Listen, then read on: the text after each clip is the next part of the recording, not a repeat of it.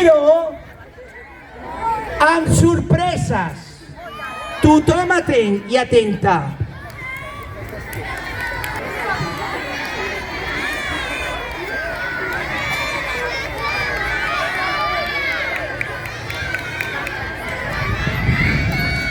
Nois i noies, benvinguts al misteri de la rosa desapareguda. Necessitem molt de silenci, si us plau, silenci. No veieu, no? Avui és el dia de Sant Jordi, un dia de llibres, roses i llegendes. Al centre del poble hi ha la rosa més important de totes, la rosa de Sant Jordi. Segons la llegenda, aquesta rosa protegeix el poble del drac i avui la jardinera la cuida mentre la princesa l'observa.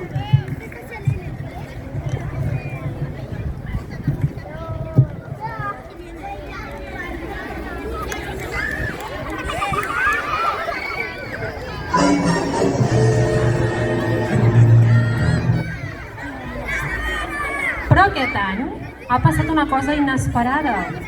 Quan la jardinera torna a mirar el gerro,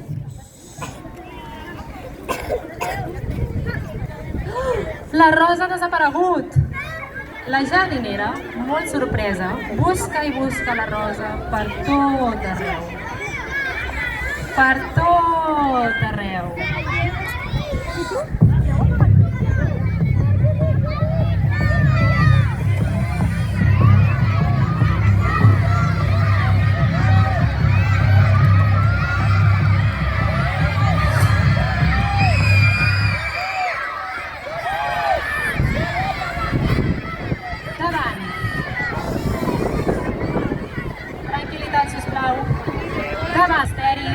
El poble decideix cridar la millor investigadora del regne.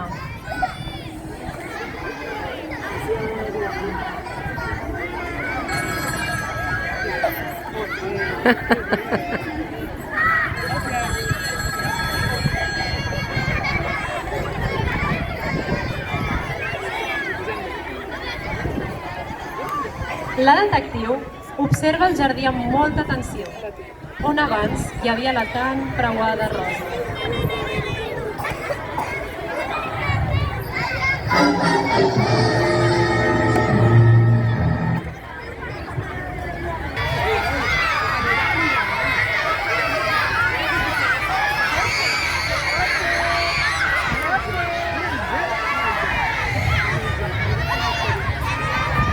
Després, va cap a la princesa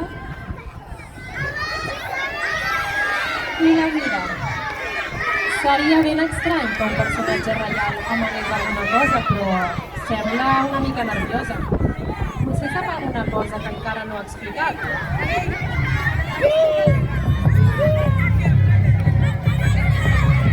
La investigació continua. I el misteri cada vegada és més gran. I enmig d'aquest silenci ple de preguntes,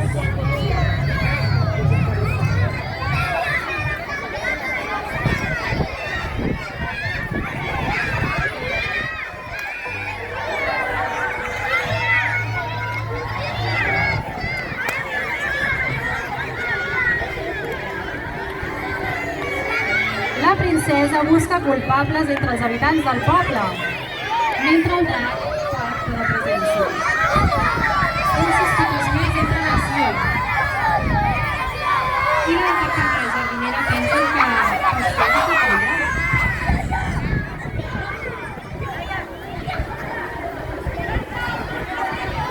De sobte, la detectiu ho entén tot.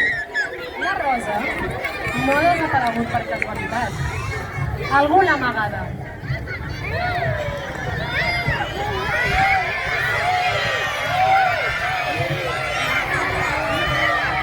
I aquest algú ha sigut la princesa.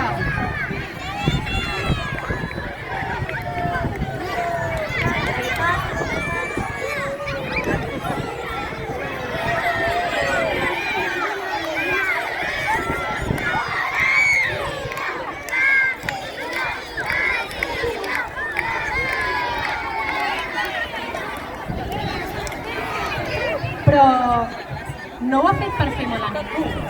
Ho ha fet perquè volia demostrar una cosa molt important.